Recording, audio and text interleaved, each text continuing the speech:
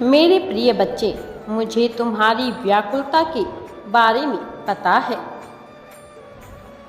तुम अपने जीवन को लेकर अत्यधिक व्याकुल हो। तुम जीवन को समझने में असमर्थ हो। जितना तुम जीवन को समझने का प्रयास करते हो, जीवन तुम्हारे लिए उतना ही और अस्पष्ट होता जाता है। मैं तुम्हें आज तुम्हारी व्याकुलता से तुम्हें दूर करने आया हूँ।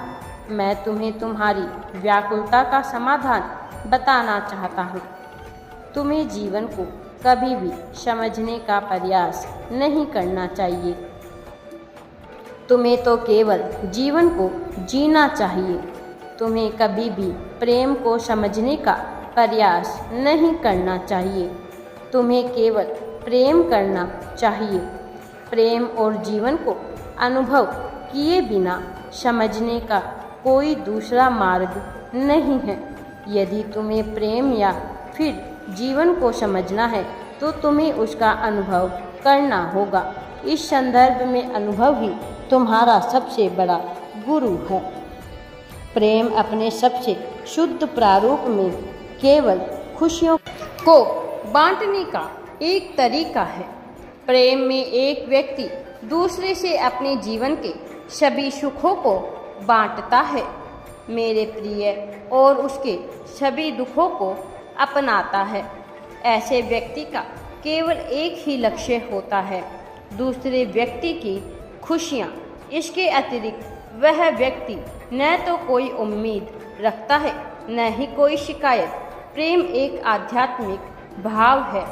यदि तुम किसी से भी उतना प्रेम करते हो जितना तुम ईश्वर से करते हो, तो तुम्हारा प्रेम अपने में ही पूजा का रूप ले लेता है।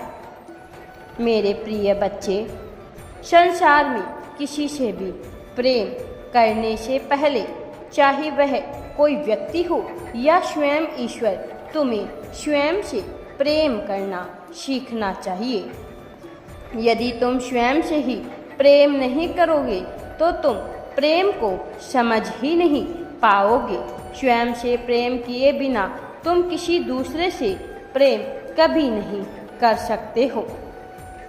तुम्हें संसार में किसी भी व्यक्ति से प्रेम करने का पूर्ण अधिकार है, परंतु तुम्हें संसार में किसी भी व्यक्ति की स्वतंत्रता छीनने का अधिकार बिल्कुल भी नहीं है।